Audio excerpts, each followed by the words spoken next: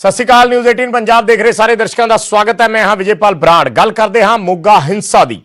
मोगा हिंसा मामले दे विच वड्डी कार्रवाई हुई है। पुलिस ने 3 लोगों को गिरफ्तार कर लिया है। कांग्रेसी उम्मीदवार दे पति ते 3 दे पति समेत 3 लोग जिहड़े ने गिरफ्तारी हुई है। उन्हां दी कांग्रेस ते अकाली वर्करां दे विच झड़प हुई सी, खूनी झड़प हुई है। 2 लोगों की मौत हुई है और मरण वाले अकाली पार्टी नाल संबंधित दसे जा रहे हैं। पुलिस ने कुल 7 लोगों के खिलाफ जिहड़ा है ये मामला दर्ज किया है। चोणां दे दौरान हिंसा हुई है, लड़ाई झगड़ा होया है कांग्रेसी ते अकाली वर्करां दे विचकार और 2 व्यक्तियों की जान गई है और जिन्हां दी जान गई है वो अकाली पार्टी नाल संबंधित व्यक्ति दसे जा रहे हैं। सो इस मामले दे विच पुलिस ने हुण कार्रवाई की है और गिरफ्तार किया गया है 3 लोगों को। एक जिहड़े उत्थों दे स्थानक कांग्रेसी उम्मीदवार है, महिला उम्मीदवार है, उन्होंने पति को गिरफ्तार किया गया और 2 होर व्यक्ति ने जिन्हां दी गिरफ्तारी दिखाई गई है पुलिस वालों। सो कल देर रात देर शाम ये झड़प हुई सी और इस खूनी झड़प दे विच 2 लोगों की मौत हो गई सी। पुलिस वालों कुल 7 लोगों के खिलाफ हुण तक मामला दर्ज किया गया है, जिहदे चों 3 नूं गिरफ्तार कर लिया गया है। 3 लोगों के खिलाफ कार्रवाई हुई है। घटना मोगा दी है। SSP ਨੂੰ ਜਿਹੜਾ ਸਾਡਾ ਵਫਦ ਮਿਲਿਆ ਉਹਦੇ ਪਹਿਲਾਂ ਆਪਣੇ ਬੇਟੇ ਨੇ ਬਹੁਤ ਸਾਰਾ ਕੀ ਨਾਮ ਗੁਰਤੇਜ ਸਿੰਘ ਜੀ ਦੀ ਮੈਸੇਜ ਖੜੀ ਆ ਸਾ ਗੁਰਤੇਜ ਸਿੰਘ ਨੇ ਆਪ ਸਾਰਾ ਬੇਬਾ ਦੱਸਿਆ ਕਿ ਬੀਤੀ ਇਹਨਾਂ ਨੇ ਸਾਰੀ। ਉਦੋਂ ਮੈਂ ਬਰਜਿੰਦਰ ਸਿੰਘ ਨੂੰ ਦੱਸਿਆ ਔਰ ਉਹਨਾਂ ਬੜੀ ਧਿਆਨ ਨਾਲ ਗੱਲ ਸੁਣੀ। ਉਹ ਕਹਿੰਦੇ ਮੈਂ ਇਹਨੂੰ ਬਹੁਤ ਦੁੱਖ ਆ, ਜਿਹੜੀ ਮੈਂ ਚਾਹੁੰਦਾ ਮੇਰੇ ਮੋਗੇ ਜ਼ਿਲ੍ਹੇ ਅਮਨ ਰਹੇ, ਪਰ ਜਿਹੜੀ ਰਾਤ ਵਾਲੀ ਘਟਨਾ ਇਹ ਬੜੀ ਦੁਖਦਾਈ ਆ। ਅਸੀਂ ਇਹਨਾਂ ਦੋਸ਼ੀਆਂ ਨੂੰ ਕਿਸੇ ਕੀਮਤ ਨਹੀਂ ਬਖਸ਼ਾਂਗੇ, ਤੁਹਾਨੂੰ ਆਪ ਪਤਾ ਲੱਗ ਜਾਏਗਾ। ਇਸੇ ਲਈ ਅਸੀਂ 302 ਦਾ ਕੇਸ ਕੀਤਾ ਉਹਦੇ 'ਤੇ ਤਾਂ ਕਿ ਉਹਨਾਂ ਨੂੰ ਸਬਕ ਮਿਲ ਜਾਵੇ। ਅਸੀਂ ਪਹਿਲਾਂ ਚਾਹੁੰਦੇ ਹਾਂ ਕਿ ਸਭ ਮੋਗੇ ਜ਼ਿਲ੍ਹੇ 'ਚ ਅਮਨ-ਮਾਨ ਨਾਲ ਵੋਟਾਂ ਪੈ। ਵੇਖੋ ਅਸੀਂ ਜਿਹੜਾ ਵੀ ਇਹ ਕੱਲ ਦੀ ਵਾਰਦਾਤ ਆ ਇਹ ਆਲਮੋਸਟ ਇੱਕਦਮ ਹੀ ਆਲ ਆਫ ਅ ਸਡਨ ਹੋਈ ਸੀ। ਉਹਦੇ 'ਚ ਜੋ ਵੀ ਸਾਨੂੰ ਜਿਹੜੀ ਪਾਰਟੀ ਦੇ ਬੰਦਿਆਂ ਦੇ ਦੋਵਾਂ ਦੇ ਜਿਹੜੇ ਗੱਡੀ ਉੱਪਰ ਚੜ੍ਹਨ ਦੇ ਨਾਲ 3 ਬੰਦੇ ਜ਼ਖਮੀ ਹੋਏ ਸੀ, ਦੋਵਾਂ ਦੀ ਜਿਹੜੀ ਇੱਕ ਦੀ DMC 'ਚ ਡੈਥ ਹੋਈ, ਇੱਕ ਦੀ ਸਿਵਲ ਹਸਪੀਟਲ 'ਚ। ਉਸ ਸੰਬੰਧ ਸਾਡਾ ਜਿਹੜਾ ਮੁਕੱਦਮਾ ਸੀਗਾ ਅਸੀਂ ਉਹ ਜਿਹੜੀਆਂ ਵੀ ਯੋਗ ਧਾਰਾਵਾਂ ਸੀ ਉਹਦੇ ਤਹਿਤ ਦਰਜ ਕੀਤਾ ਔਰ ਜਿਹੜੀ ਧਿਰ ਦੇ ਨਾਲ ਜਿਹੜੇ ਵੀ ਜਿਹੜੇ ਇਹਦੇ ਦੋਸ਼ੀ ਸੀ ਉਹਨਾਂ 'ਚੋਂ ਅਸੀਂ 3 ਫੜ ਲਏ ਆ ਤੇ 2 ਜਿਹੜੀਆਂ ਗੱਡੀਆਂ ਸੀਗੀਆਂ ਜਿਹੜੀਆਂ ਕਿ ਇਹਨਾਂ ਬੰਦਿਆਂ ਨੂੰ ਜਿਨ੍ਹਾਂ ਨੇ ਥੱਲੇ ਦਿੱਤਾ ਉਹਨਾਂ ਨੂੰ ਅਸੀਂ ਜਿਹੜੇ ਹੈਗਾ 2 ਗੱਡੀਆਂ ਵੀ ਰਾਉਂਡ ਅਪ ਕਰ ਲਈਆਂ। ਬਾਕੀ ਸਾਡੀ ਜਿਹੜੀ ਛਾਪੇਮਾਰੀ ਉਹ ਜਾਰੀ ਹੈ। ਹੋਰ ਵੀ ਜਿਹੜੇ ਰਹਿੰਦੇ ਅਕਿਊਜ਼ਡ ਆ ਤੇ 1-2 ਗੱਡੀਆਂ ਹੋਰ ਵੀ ਜਿਹੜੀਆਂ ਕਿ ਉੱਥੇ ਵਾਰਦਾਤ ਦੇ ਸਮੇਂ ਸੀਗੀਆਂ ਉੱਥੇ ਮੌਕੇ ਤੇ ਉਹਨਾਂ ਨੂੰ ਵੀ ਅਸੀਂ ਜਲਦੀ ਰਾਉਂਡ ਅਪ ਕਰ। ਤਾਂ ਪੁਲਿਸ ਦੇ ਮੁਤਾਬਕ 3 ਵਿਅਕਤੀਆਂ ਨੂੰ ਗ੍ਰਿਫਤਾਰ ਕਰ ਲਿਆ ਗਿਆ ਹੈ। ਦੀਪਕ ਸਿੰਘਲਾ ਸਾਡੇ ਸਹਿਯੋਗੀ ਫੋਨ ਲਾਈਨ ਤੇ ਜੁੜੇ ਨੇ ਹੋਰ ਜਾਣਕਾਰੀ ਦੇ ਲਈ। ਦੀਪਕ, ਸਭ ਤੋਂ ਪਹਿਲਾਂ ਅਪਡੇਟ ਚਾਹਾਂਗੇ ਇਸ ਵੇਲੇ ਕੌਣ 3 ਵਿਅਕਤੀ ਨੇ ਜਿਨ੍ਹਾਂ ਨੂੰ ਗ੍ਰਿਫਤਾਰ ਕੀਤਾ ਗਿਆ, ਕਿਹੜੀ ਪਾਰਟੀ ਨਾਲ ਸੰਬੰਧਿਤ ਨੇ, ਥੋੜਾ ਸਪਸ਼ਟ ਤਰੀਕੇ ਨਾਲ ਦੱਸੋ ਕਿ ਮਰਨ ਵਾਲੇ ਕੌਣ ਸੀ ਔਰ ਜਿਹੜਾ ਨੂੰ ਗ੍ਰਿਫਤਾਰ ਕੀਤਾ ਗਿਆ ਉਹ ਕੌਣ ਨੇ। देखो विजयपाल, इस घटना ਦੇ ਵਿੱਚ ਜਿਹੜੇ ਮਰਨ ਵਾਲੇ ਆ ਇੱਕ ਤਾਂ ਪੂਰਵ ਸਰਪੰਚ ਨੇ, ਉਹ ਅਕਾਲੀ ਦਲ ਦੇ ਨਾਲ ਹੀ ਸੰਬੰਧਿਤ ਦੱਸੇ ਜਾਂਦੇ ਆ ਕਿਉਂਕਿ ਜਿਹੜੇ ਉਮੀਦਵਾਰ ਸੀ ਉਹਨਾਂ ਦੇ ਪਰਿਵਾਰ ਦੇ ਹੀ ਰਿਸ਼ਤੇਦਾਰ ਨੇ ਉਹ ਸੀਗੇ, ਉਹਨਾਂ ਦੀ ਮੌਤ ਹੋਈ ਆ। ਔਰ ਦੂਸਰਾ ਮਹੱਲੇ ਦੇ ਵਿੱਚ ਹੀ ਜਿਹੜੇ ਇੱਕ ਪਰਿਵਾਰ ਸੀਗਾ ਉਹਨਾਂ ਦਾ ਵਿਅਕਤੀ ਹੈ ਹਰਮਿੰਦਰਪਾਲ ਬੱਬੂ, ਉਹਨਾਂ ਦੀ ਮੌਤ ਹੋਈ ਆ। ਉਹ ਬੇਸਿਕਲੀ ਜਿਹੜੇ ਉਹ ਹੈ ਕਿਸੇ ਵੀ ਪਾਰਟੀ ਨਾਲ ਸੰਬੰਧ ਨਹੀਂ ਰੱਖਦੇ, ਉਹ ਮਹੱਲੇ ਦੇ ਵਿੱਚ ਹੀ ਰਹਿੰਦੇ ਸੀਗੇ। ਜਦੋਂ ਇਹ ਰੌਲਾ ਪਿਆ ਉਸ ਨੂੰ ਸੁਲਝਾਉਣ ਦੀ ਕੋਸ਼ਿਸ਼ ਕਰ ਰਹੇ ਸੀ, ਹਟਾਉਣ ਦੀ ਕੋਸ਼ਿਸ਼ ਕਰ ਰਹੇ ਸੀਗੇ, ਲੇਕਿਨ ਉਸ ਤੋਂ ਬਾਅਦ ਜਿਹੜੀ ਹੈ ਇਹ ਗੱਡੀ ਚੜਾਈ ਗਈ ਹੈ, ਤੇਜ਼ੀ ਨਾਲ ਗੱਡੀ ਚੜਾਈ ਗਈ ਹੈ ਜਿਹਦੇ ਵਿੱਚ 4 ਲੋਕ ਜ਼ਖਮੀ ਹੋਏ ਸੀਗੇ। ਉਹਦੇ ਵਿੱਚ ਪੂਰਵ ਸਰਪੰਚ ਹੈ ਜਿਹੜਾ ਉਹਨਾਂ ਦੀ ਵੀ ਮੌਤ ਲੁਧਿਆਣਾ ਜਾ ਕੇ DMC ਹੋ ਗਈ ਸੀ ਔਰ ਜਿਹੜੇ ਸੀਗੇ ਇੱਥੋਂ ਦੇ ਬੱਬੂ ਉਹਨਾਂ ਨੂੰ ਮੋਗਾ ਸਰਕਾਰੀ ਹਸਪਤਾਲ ਲੈ ਕੇ ਗਿਆ ਸੀ, ਉੱਥੇ ਮੌਤ ਹੋ ਗਈ ਸੀਗੀ।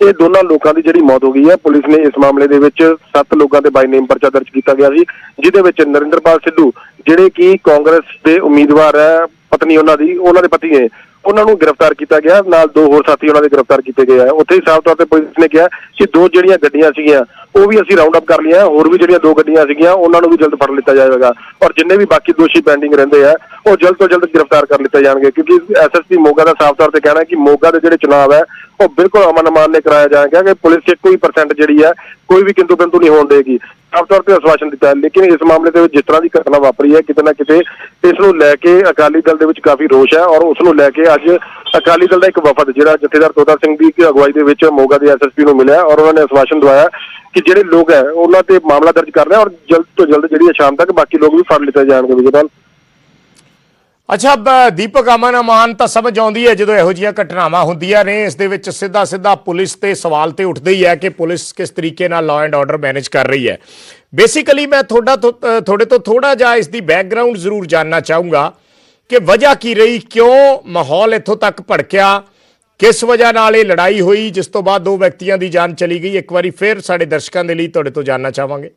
ਦੇਖੋ ਵਿਜੇਪਾਲ, ਇਸ ਘਟਨਾ ਦਾ ਕਾਰਨ ਹੈ ਜਿਹੜਾ ਅਲੱਗ-ਅਲੱਗ ਪਹਿਲਾਂ ਦੱਸੇ ਜਾ ਰਹੇ ਸੀ, ਕਿਉਂਕਿ ਕੱਲ ਦੱਸਿਆ ਜਾ ਰਿਹਾ ਸੀ ਕਿ ਇੱਕ ਦੂਜੇ ਪਾਰਟੀ ਤੇ ਆਰੋਪ ਲਗਾਏ ਜਾ ਰਹੇ ਸੀਗੇ ਕਿ ਸ਼ਰਾਬ ਵੰਡਦੇ ਆ, ਕਿਉਂਕਿ ਚੁਣਾਵਾਂ ਦਾ ਮਾਹੌਲ ਹੈ, ਦੇਰ ਰਾਤ ਤੱਕ ਜਿਹੜੀ ਹੈ ਕੰਪੇਨ ਚੱਲਦੀ ਰਹਿੰਦੀ ਹੈ, ਜਿਹੜੇ ਆਪਣੇ ਵੋਟਰਾਂ ਮੰਗਣ ਜਾਂਦੇ ਰਹਿੰਦੇ ਆ ਔਰ ਪ੍ਰਚਾਰ ਚੱਲਦਾ ਰਹਿੰਦਾ। ਉਸ ਨੂੰ ਲੈ ਕੇ ਕਿਤੇ ਨਾ ਕਿਤੇ ਜਿਹੜੀਆਂ 2 ਪਾਰਟੀਆਂ ਆਮਣੇ ਸਾਹਮਣੇ ਹੋਈਆਂ ਸੀਗੀਆਂ ਔਰ ਉਹ ਸਾਹਮਣੇ ਹੋਈ ਤਕਰਾਰ ਨੂੰ ਲੈ ਕੇ ਜਿਹੜਾ ਮਾਮਲਾ ਵੱਧਦਾ ਸੀਗਾ। ਉਸ ਤੋਂ ਬਾਅਦ ਜਿਹੜੇ ਕਾਂਗਰਸ ਪਾਰਟੀ ਦੇ ਜਿਹੜੇ ਵਰਕਰ ਸੀਗੇ, ਜਿਹੜੇ ਆਪਣੀਆਂ ਗੱਡੀਆਂ ਤੇ ਆਏ ਸੀਗੇ, ਉਹ ਤੇਜ਼ੀ ਨਾਲ ਜਿਹੜੀਆਂ ਗੱਡੀਆਂ ਉਹ ਭਜਾਈਆਂ, ਜਿਹਦੇ ਵਿੱਚ 4 ਲੋਕ ਜ਼ਖਮੀ ਹੋ ਗਏ ਸੀਗੇ। ਤੇ ਹੁਣ ਜਿਹੜੇ 7 ਵਿਅਕਤੀਆਂ ਦੇ ਨਾਮ ਦੱਸੇ ਜਾ ਰਹੇ ਆ ਦੀਪਕ ਕਿ 7 ਲੋਕਾਂ ਦੇ ਖਿਲਾਫ ਮਾਮਲਾ ਦਰਜ ਕੀਤਾ ਗਿਆ, ਉਹ ਬਾਕੀ 4 ਕੌਣ ਨੇ? ਦੇਖੋ ਵਿਜੇਪਾਲ, ਬਾਕੀ ਜਿਹੜੇ 4 ਨੇ ਉਹਨਾਂ ਨੂੰ ਬਾਈ ਨੇਮ ਪਰਚੇ ਦਰਜ ਕੀਤੇ ਗਏ ਆ, ਕਿਉਂਕਿ ਇਹਨਾਂ ਦੇ ਜਿਹੜੇ ਕਾਂਗਰਸੀ ਉਮੀਦਵਾਰ ਹੈ ਉਹਨਾਂ ਦੇ ਪਤੀ ਦੇ ਨਾਲ ਜਿਹੜੇ ਸਾਥੀ ਦੱਸੇ ਜਾ ਰਹੇ ਆ, ਕਿਉਂਕਿ ਬਾਕੀ ਗੱਡੀਆਂ ਤੇ ਜਿਹੜੇ ਸੀਗੇ ਉਹ ਵੀ ਇਹਨਾਂ ਦੇ ਨਾਲ ਹੀ ਸੰਬੰਧਿਤ ਦੱਸੇ ਜਾ ਰਹੇ ਆ, ਕਾਂਗਰਸ ਪਾਰਟੀ ਦੇ ਨਾਲ ਹੀ ਸੰਬੰਧਿਤ ਦੱਸੇ ਜਾ ਰਹੇ ਆ, ਕਿਉਂਕਿ ਜਿਹੜਾ ਲੀਡ ਕਿਹਾ ਜਾ ਸਕਦਾ ਲੀਡ ਕੀਤਾ ਜਾ ਰਿਹਾ ਸੀਗਾ ਨਰਿੰਦਰਪਾਲ ਸਿੱਧੂ ਜਿਹੜੇ ਨਾਲ ਸੀ, ਉਹਨਾਂ ਦਾ ਬੇਟਾ ਨਾਲ ਸੀਗਾ ਔਰ ਉਸਦੇ ਨਾਲ ਉਹਨਾਂ ਦੇ ਬਾਕੀ ਸਾਥੀ ਸੀਗੇ।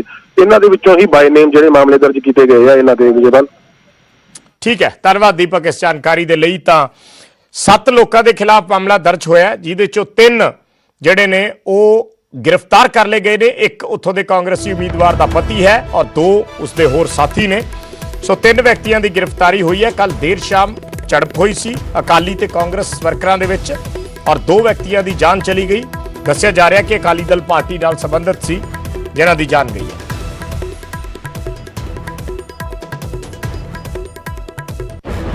ਇਸ ਘਟਨਾ ਤੋਂ ਬਾਅਦ ਅਕਾਲੀ ਦਲ ਨੇ ਹਮਲਾਵਰ ਰੁਖ ਅਖਤਿਆਰ ਕੀਤਾ ਹੋਇਆ। ਅਕਾਲੀ ਦਲ ਨੇ ਕਾਂਗਰਸ ਤੇ ਗੁੰਡਾਗਰਦੀ ਕਰਨ ਦੇ ਇਲਜ਼ਾਮ ਲਾਏ ਨੇ।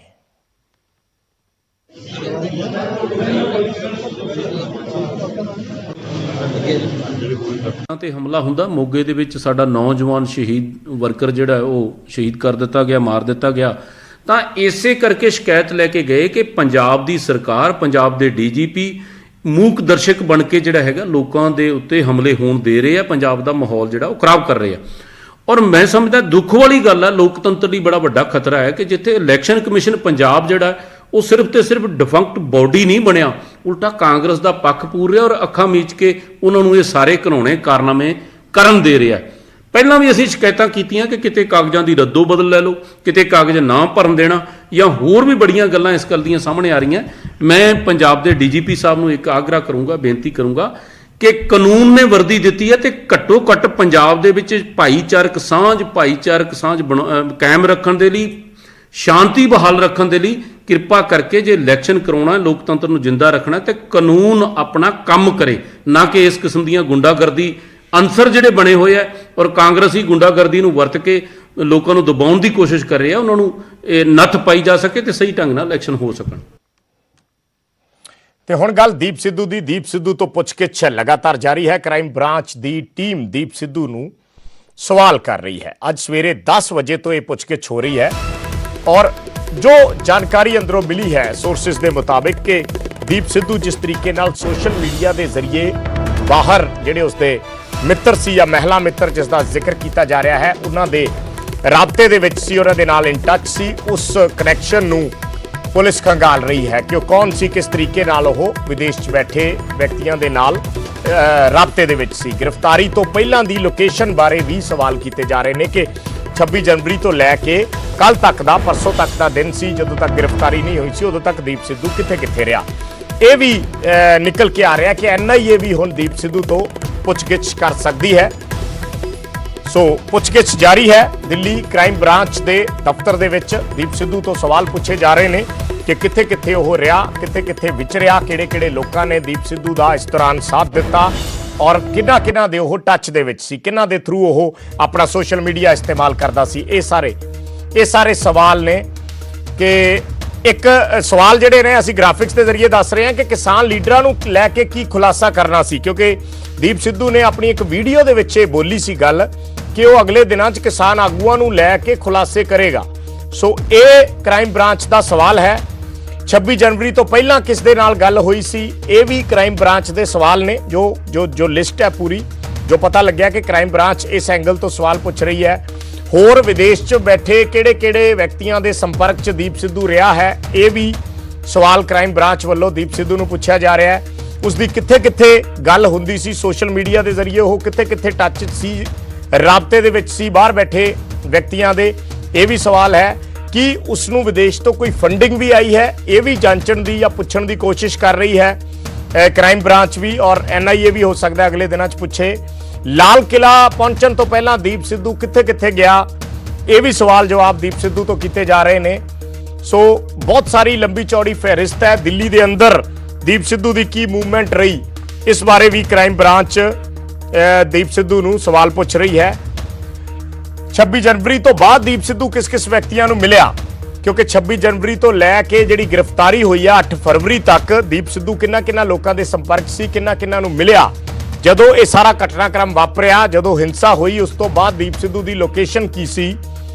ਜਿਵੇਂ ਕੱਲ ਜ਼ਿਕਰ ਕੀਤਾ ਸੀ ਪੰਜਾਬ ਹਰਿਆਣਾ ਦਾ ਕਿ ਦੀਪ ਸਿੱਧੂ ਉੱਥੇ ਹੈ, ਸੋ ਗ੍ਰਿਫਤਾਰੀ ਤੋਂ ਪਹਿਲਾਂ ਕਿੱਥੇ ਲੁਕਿਆ ਸੀਗਾ। ਇਹ ਸਵਾਲ ਨੇ ਸਾਰੇ ਕਿ ਦੀਪ ਸਿੱਧੂ ਨੂੰ ਕਿਹੜੀਆਂ ਜਗ੍ਹਾ ਤੇ ਜਿਹੜਾ ਪੁਲਿਸ ਲੈ ਕੇ ਜਾਏਗੀ, ਕਿਉਂਕਿ ਕੱਲ ਜਦੋਂ ਰਿਮਾਂਡ ਲਿਆ ਸੀ ਪੁਲਿਸ ਨੇ, ਉਸ ਵੇਲੇ ਵੀ ਪੁਲਿਸ ਵੱਲੋਂ ਕਿਹਾ ਗਿਆ ਸੀ ਕਿ 13 ਦਿਨਾਂ ਤੱਕ ਦੀਪ ਸਿੱਧੂ ਪੁਲਿਸ ਨੂੰ ਚਕਮਾ ਦਿੰਦਾ ਰਿਹਾ ਹੈ। ਉਸ ਦੌਰਾਨ ਉਹ ਕਿੱਥੇ ਰਿਹਾ। ਆਪਣਾ ਮੋਬਾਈਲ ਫੋਨ ਦੀਪ ਸਿੱਧੂ ਨੇ ਸਿੱਟ ਦਿੱਤਾ ਸੀ, ਜੋ ਹੁਣ ਤੱਕ ਦੀਪ ਸਿੱਧੂ ਤੋਂ ਪੁੱਛਗਿੱਛ ਦੇ ਵਿੱਚ ਖੁਲਾਸਾ ਹੋਇਆ ਹੈ, ਜਾਂ ਉਸਨੇ ਦੱਸਿਆ ਹੈ ਕਿ ਉਹ ਕਿਸੇ ਹੋਰ ਤੋਂ ਮੋਬਾਈਲ ਲੈ ਕੇ ਆਪਣਾ ਵੀਡੀਓ ਬਣਾਉਂਦਾ ਸੀ ਤੇ ਬਾਅਦ 'ਚ ਉਹ ਆਪਣੇ ਬਾਹਰ ਬੈਠੇ ਜਿਹੜੇ ਦੋਸਤ ਸੀ ਉਹਨਾਂ ਨੂੰ ਭੇਜ ਦਿੰਦਾ ਸੀ, ਕਰੀਬੀ ਦੋਸਤ, ਔਰ ਉਹਨਾਂ ਦੇ ਜ਼ਰੀਏ ਇਹ ਵੀਡੀਓਜ਼ ਜਿਹੜੀਆਂ ਸੀ ਇਹ ਅਪਲੋਡ ਕੀਤੀਆਂ ਜਾਂਦੀਆਂ ਸੀ। ਜੋ ਹੁਣ ਤੱਕ ਜਾਣਕਾਰੀ ਸਾਹਮਣੇ ਆਈ ਹੈ, ਜਾਂ ਪੁਲਿਸ ਦੇ ਜਿਹੜੇ ਅਫੀਸ਼ੀਅਲਸ ਨੇ ਉਹਨਾਂ ਨੇ ਜੋ ਹੁਣ ਤੱਕ ਜਾਣਕਾਰੀ ਦਿੱਤੀ ਹੈ, ਉਸ ਦੇ ਮੁਤਾਬਿਕ ਕਿ ਦੀਪ ਸਿੱਧੂ ਕਿੱਥੇ ਰਿਹਾ। ਪੰਜਾਬ ਹਰਿਆਣਾ ਦਾ ਜ਼ਿਕਰ ਕੀਤਾ ਗਿਆ, ਕੈਲੀਫੋਰਨੀਆ ਦਾ ਵੀ ਜ਼ਿਕਰ ਹੋਇਆ ਕਿ ਕੈਲੀਫੋਰਨੀਆ ਦੇ ਵਿੱਚ ਦੀਪ ਸਿੱਧੂ ਦੀ ਇੱਕ ਮਹਿਲਾ ਦੋਸਤ ਹੈ, ਉਹ ਇਸ ਦੇ ਸਾਰੇ ਵੀਡੀਓ ਅਪਲੋਡ ਕਰਦੀ ਸੀ। ਦੀਪ ਸਿੱਧੂ ਇਹ ਵੀਡੀਓ ਬਣਾ ਕੇ ਉਸ ਨੂੰ ਭੇਜ ਦਿੰਦਾ ਸੀ, ਕਿਸੇ ਹੋਰ ਦੇ ਮੋਬਾਈਲ ਤੋਂ ਵੀਡੀਓ ਬਣਾਉਂਦਾ ਸੀ। ਆਪਣਾ ਮੋਬਾਈਲ ਉਸਨੇ ਨਹੀਂ ਵਰਤਿਆ। ਪੁਲਿਸ ਨੂੰ ਜੋ ਉਸਨੇ ਕਿਹਾ ਕਿ ਆਪਣਾ ਮੋਬਾਈਲ ਉਸਨੇ ਸਿੱਟ ਦਿੱਤਾ ਸੀ। ਟੈਲੀਗ੍ਰਾਮ ਜਿਹੜੀ ਐਪ ਹੈ, ਉਹ ਟੈਲੀਗ੍ਰਾਮ ਦੇ ਜ਼ਰੀਏ, ਉਸ ਐਪ ਦੇ ਜ਼ਰੀਏ ਉਹ ਵੀਡੀਓ ਆਪਣੇ ਬਾਹਰ ਬੈਠੇ ਦੋਸਤ ਨੂੰ ਭੇਜਦਾ ਸੀ, ਔਰ ਵੀਡੀਓ ਬਣਾਉਂਦੇ ਸਮੇਂ ਬੈਕਗ੍ਰਾਉਂਡ ਦੇ ਵਿੱਚੋਂ ਕੋਈ ਪੱਲੀ ਜਾਂ ਕੋਈ ਕੰਬਲ ਵਗੈਰਾ ਇਸ ਤਰੀਕੇ ਦਾ ਪਿੱਛੇ ਲਗਾ ਕੇ ਆਪਣਾ ਵੀਡੀਓ ਬਣਾਉਂਦਾ ਸੀ, ਤਾਂ ਕਿ ਉਸ ਦੀ ਲੋਕੇਸ਼ਨ ਜਿਹੜੀ ਹੈ ਉਸ ਦਾ ਪਤਾ ਨਾ ਲੱਗ ਸਕੇ ਕਿ ਕਿਹੜੀ ਜਗ੍ਹਾ ਤੇ ਹੈ। ਇਹ ਪੁਲਿਸ ਵੱਲੋਂ ਜਾਣਕਾਰੀ ਦਿੱਤੀ ਜਾ ਰਹੀ ਹੈ। ਇਹ ਵੀ ਦੱਸਿਆ ਹੈ ਪੁੱਛਗਿੱਛ ਦੇ ਵਿੱਚ ਦੀਪ ਸਿੱਧੂ ਨੇ ਕਿ ਆਪਣੀ ਪਤਨੀ ਨੂੰ ਉਸਨੇ ਬਿਹਾਰ ਦੇ ਪੂਰਨੀਆ ਭੇਜ ਦਿੱਤਾ ਸੀ, ਮੁੰਬਈ ਤੋਂ, ਕਿਉਂਕਿ ਦੀਪ ਸਿੱਧੂ ਨੂੰ ਇਸ ਗੱਲ ਦਾ ਪਤਾ ਸੀ ਕਿ ਉਸ ਦੀ ਪਤਨੀ ਨੂੰ ਪੁਲਿਸ ਪੁੱਛਗਿੱਛ ਲਈ ਲਿਆ ਸਕਦੀ ਹੈ ਜਾਂ ਉਸ ਨੂੰ ਪਰੇਸ਼ਾਨ ਕਰ ਸਕਦੀ ਹੈ। ਇਸ ਦੇ ਚੱਲਦੇ ਉਸਨੇ ਬਿਹਾਰ 'ਚ ਪੂਰਨੀਆ, ਜਿਹੜੇ ਸਹੁਰੇ ਨੇ ਦੀਪ ਸਿੱਧੂ ਦੇ, ਉੱਥੇ ਭੇਜ ਦਿੱਤਾ ਸੀ। ਬਿਹਾਰ ਵੀ ਪੁਲਿਸ ਰੇਡ ਕਰਨ ਪਹੁੰਚੀ ਸੀ, ਕਿਉਂਕਿ ਦੀਪ ਸਿੱਧੂ ਦੀ ਪਤਨੀ ਬਿਹਾਰ 'ਚ ਪਹੁੰਚੀ ਹੋਈ ਸੀ, ਇਸ ਕਰਕੇ ਪੁਲਿਸ ਨੂੰ ਸ਼ੱਕ ਸੀ ਕਿ ਦੀਪ ਸਿੱਧੂ ਬਿਹਾਰ ਜਾ ਸਕਦਾ ਹੈ। ਇਸ ਕਰਕੇ ਪੁਲਿਸ ਬਿਹਾਰ ਦੇ ਵਿੱਚ ਵੀ ਰੇਡ ਕਰਨ ਗਈ। ਇਹ ਵੀ ਜਾਣਕਾਰੀ ਜਿਹੜੀ ਹੈ ਪੁਲਿਸ ਸੋਰਸਿਸ ਵੱਲੋਂ ਦਿੱਤੀ ਗਈ ਹੈ, ਜਿਹੜੇ ਪੁਲਿਸ ਦੇ ਹਾਈ ਅਥਾਰਟੀ ਨੇ। ਔਰ ਸੋਮਵਾਰ ਨੂੰ ਜਿਹੜਾ ਹੈ ਦੀਪ ਸਿੱਧੂ ਨੂੰ ਆਖਿਰਕਾਰ ਕਰਨਾਲ ਤੋਂ ਗ੍ਰਿਫਤਾਰ ਕਰ ਲਿਆ ਸੀ, ਜਿਸ ਦਾ ਖੁਲਾਸਾ ਕੱਲ ਕੀਤਾ ਗਿਆ ਸੀ। शंकर आनंद साढ़े सहयोगी फोन लाइन पे जुड़े ने और जानकारी दे लई। शंकर, ये जो बातें सामने आ रही हैं पुलिस की पूछताछ में, जो दीप सिद्धू ने बताई है, ज्यादातर वो बातें हैं जिनका तकरीबन आइडिया था या पहले से पता था, जो वीडियोज आते रहे हैं कि पंजाब हरियाणा में दीप सिद्धू वीडियो में भी अपनी बातें बोलता था, ये कि वो पंजाब में है या हरियाणा के आसपास है या किस एरिया में है। तो अभी जो पूछताछ चल रही है उसमें और क्या निकल के आ रहा है? और दूसरी बात, जो कल कोर्ट में पुलिस ने बोली थी कि अलग अलग लोकेशंस पे लेके जाना है दीप सिद्धू को, वो कब लेके जाएंगे?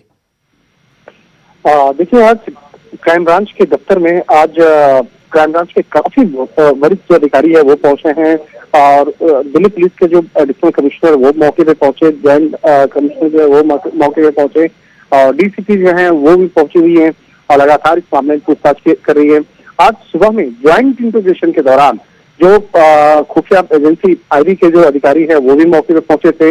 वो भी जानना चाहते थे कि जिस तरह से लाल किला के अंदर में उग्र हिंसा को अंजाम दिया गया था, उस मामले में जिस तरह से दीप सिद्धू की भूमिका वो सामने आई थी, तो किस तरह से इस लाल किला के अंदर में एक सोची समझी साजिश के तहत इस मामले को अंजाम दिया गया, तो इस मामले में जांच एजेंसी समझना चाहती है, जानना चाहती है।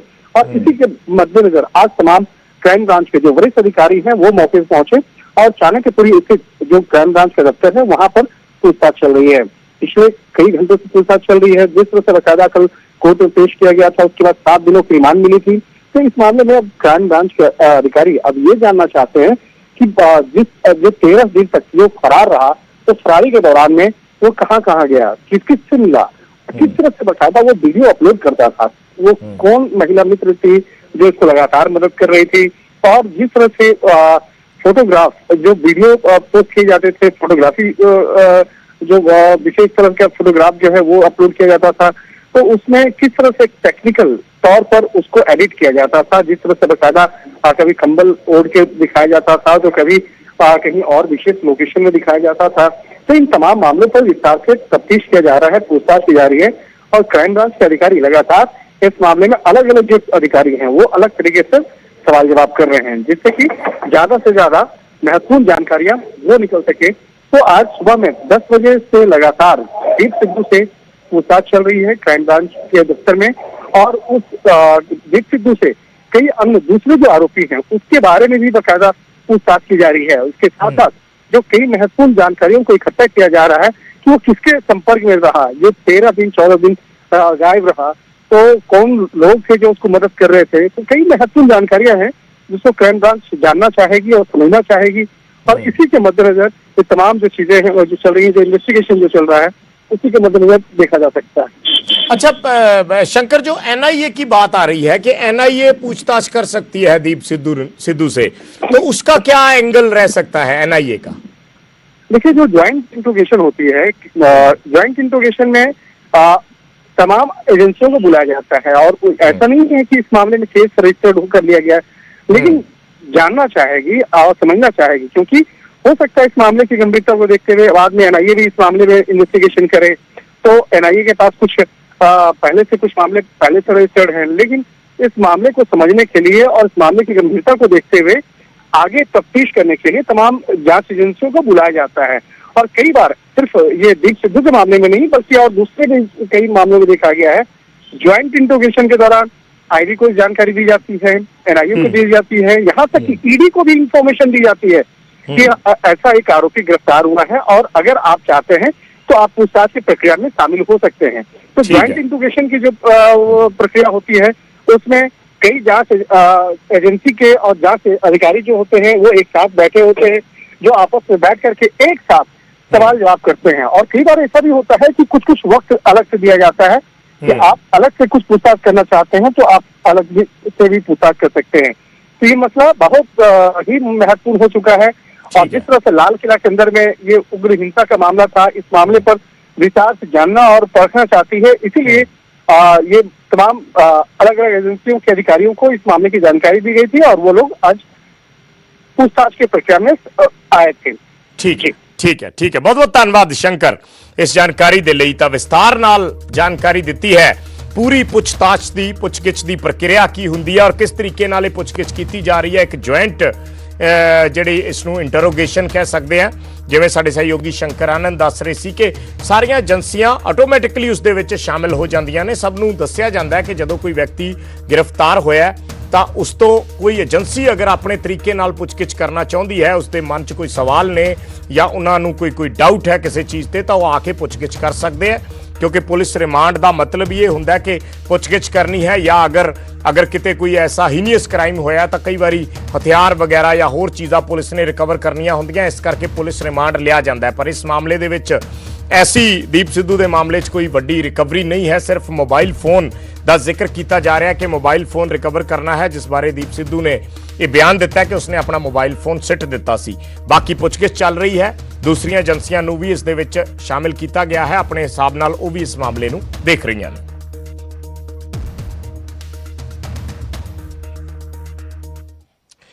ਤੇ ਲਾਲ ਕਿਲਾ ਘਟਨਾਕ੍ਰਮ ਦੇ ਮਾਮਲੇ 'ਚ ਇੱਕ ਹੋਰ ਮੁਲਜ਼ਮ ਨੂੰ ਗ੍ਰਿਫਤਾਰ ਕਰ ਲਿਆ ਗਿਆ ਹੈ। ਦੇਰ ਰਾਤ ਹੁਸ਼ਿਆਰਪੁਰ ਤੋਂ ਇਹ ਗ੍ਰਿਫਤਾਰੀ ਹੋਈ ਹੈ। ਇਕਬਾਲ ਸਿੰਘ ਨਾਮ ਦਾ ਵਿਅਕਤੀ ਹੈ ਜਿਸ ਨੂੰ ਗ੍ਰਿਫਤਾਰ ਕੀਤਾ ਗਿਆ ਹੈ। 50,000 ਰੁਪਏ ਦਾ ਦਿੱਲੀ ਪੁਲਿਸ ਦੇ ਸਪੈਸ਼ਲ ਸੈੱਲ ਨੇ ਇਨਾਮ ਜਿਹੜਾ ਹੈ ਐਲਾਨ ਕੀਤਾ ਸੀ ਇਕਬਾਲ ਸਿੰਘ ਤੇ। 50,000 ਰੁਪਏ ਦਾ ਦੀਪ ਸਿੱਧੂ ਤੇ 1 ਲੱਖ ਰੁਪਏ ਦਾ ਇਨਾਮ ਰੱਖਿਆ ਗਿਆ ਸੀ ਔਰ ਇਕਬਾਲ ਸਿੰਘ ਤੇ 50,000 ਰੁਪਏ ਦਾ ਇਨਾਮ ਰੱਖਿਆ ਗਿਆ ਸੀ ਤੇ ਅੱਜ ਇਕਬਾਲ ਸਿੰਘ ਨੂੰ ਵੀ ਦਿੱਲੀ ਪੁਲਿਸ ਦੀ ਸਪੈਸ਼ਲ ਸੈੱਲ ਵੱਲੋਂ गिरफ्तार कर लिया गया है। दस्या जा रहा है कि हुशियारपुर तो ये जिहड़ी गिरफ्तारी है वो हुई है। इकबाल सिंह जो उस वेले जदों ये लाल किला घटनाक्रम होया सी उस वेले ये इकबाल सिंह उत्थे मौजूद सी।